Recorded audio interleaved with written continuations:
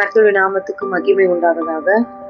கர்த்தர் இந்த நாளிலே நம்மோடு பேசுகிற வார்த்தை ஆதியாகமம் 21 அதிகாரம் 2 ஆபிரகாம் முதிர் வயதாய் இருக்கையில் சாராள் கர்ப்பவதியாகி தேவன் குறித்திருந்த காலத்திலே அவனுக்கு ஒரு குமாரனை பெற்றார்.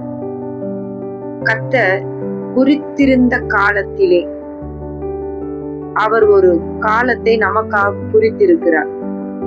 நம்முடைய காரியங்களை அவர் அறிந்திருக்கிறார். ஆனாலும் குறித்த நேரம் என்று ஒன்று உண்டு.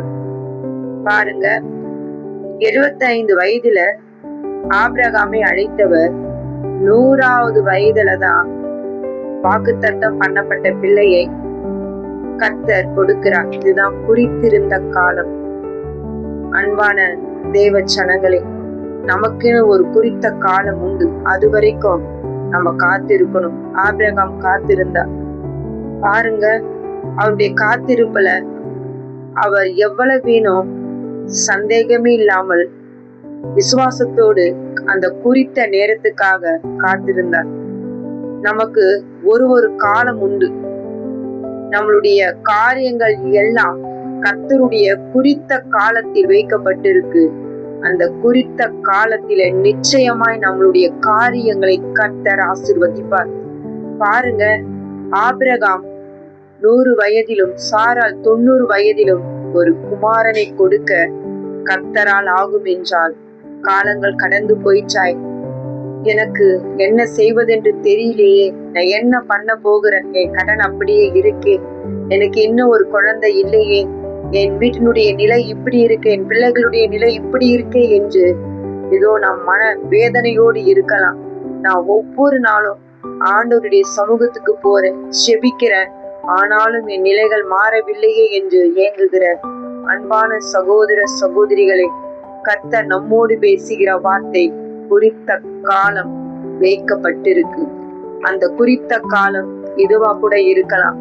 பாருங்க, குறித்த காலத்திலே சாராள் ஆபிரகாமுக்கு ஒரு குமாரனை பெற்றெடுத்தாங்க. தேவன் குறித்த காலம். மனுஷன் நமக்கு ஒரு காலத்தை குறிக்கலாம், அது நிறைவேறாது. ஆனா கர்த்தர் குறித்த காலம் நமக்கு நிறைவேறும். நல்லா கவனித்து பாருங்க, கர்த்தர் பெரிய பெரிய காரியங்களை செய்ய வல்லவர். ஆனாலும் அந்த வல்லவர் ஒரு காலத்தை நியமித்து இருக்கிறார். ஏன்னா நமக்கு வரப்போகிற ஆசீர்வாதம் குறுகினது அல்ல, பறந்தது. இந்நாள் வரைக்கும் ஆபிரகாமுடைய அந்த ஆசீர்வாதத்தை யாராலுமே தடை செய்ய முடியல. ஈசாக்கை கர்த்தர் குறித்த காலத்துல கொடுத்தார். ஈசாக்கு மூலியமாய் கர்த்தர் சொன்ன அத்தனை நல் வார்த்தைகளும் ஆபிரகாம் மீது நிறைவேறினது. அன்பான தேவ ஜனங்களே, காலத்தை பார்த்து பயந்து போகாதீங்க.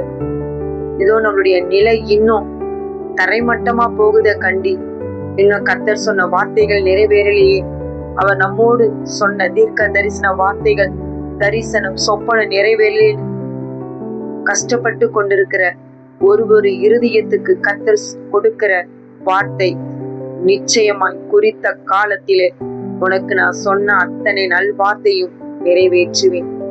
நிச்சயமாய் நிறைவேறும். தேவன் சொன்னதுதான். மனுஷன் சொன்னது நிறைவேறாமல் போகும். தேவன் சொன்னதை மாற்றவோ மறைக்கவோ அதை தடை செய்யவோ ஒருவராலும் முடியாது. சாத்தான் எவ்வளவுதான் அந்த காலத்தை தடை செய்தாலும் கர்த்தர் அந்த கிரியைகளை நிர்மூலமாக்கி தேவன் நம்மை ஆசீர்வதிக்க வல்லவராய் இருக்கிறார். நாம் ஆபிரகாமை போல குறித்த காலத்துக்குள் வந்திருக்கிறோம். நிச்சயமாய் கர்த்தர் நம்மளுடைய காரியங்களை ஆசீர்வதித்து நம் பேரை பெருமைப்படுத்துவார். அன்று ஆபிரகாமுடைய பேரையும் சாராளுடைய பேரையும் பெருமைப்படுத்தினார். சுதந்திரவாளியை கர்த்தர் கொடுத்தார். வாக்குத்தத்தம் பண்ணப்பட்ட பிள்ளையை கொடுத்தார். நமக்கும் கர்த்தர் ஆசீர்வாதங்களை கொடுத்து நம் பேரை பெருமைப்படுத்துவார். அன்பான தேவ ஜனங்களே, இதை விசுவாசிங்க, நம்புங்க. நம்முடைய காரியங்கள் கர்த்தர் பொறுப்பெடுத்து கொண்டார். நாம் ஜெபிக்கலாம். பரலோக தந்தையே, இதோ ஆபிரகாமுக்கு ஒரு குறித்த காலத்தை வைத்திருந்து, சாராளுக்கு ஒரு குறித்த காலத்தை வைத்திருந்து, கணவன் மனைவி வயது சென்றவர்களாய் இருந்த போதிலும் கர்த்தருடைய அந்த குறித்த காலத்திற்காக ஆபிரகாம் காத்திருந்தார். கர்த்தர் நிறைவேற்றினீர். இதோ உங்களுடைய பிள்ளைகள் எவ்வளவு காலங்களாய் காத்திருக்கிற அந்த காத்திருப்பை நீ அறிந்து கர்த்தர் ஆபிரகாமையும் சாராளையும் நினைத்தது போல பிள்ளைகளுடைய காரியங்களை நினைத்து ஆசீர்வதிப்பீராக. தொடர்ந்து அவருடைய ஆசீர்வாதங்கள் நீண்டு கொண்டே போகட்டும். கர்த்தர் பெரியவர், பெரிய காரியம் செய்வீராக. இயேசு கிறிஸ்துவின் செவிகளும் தகப்பனே, ஆமென், ஆமென்.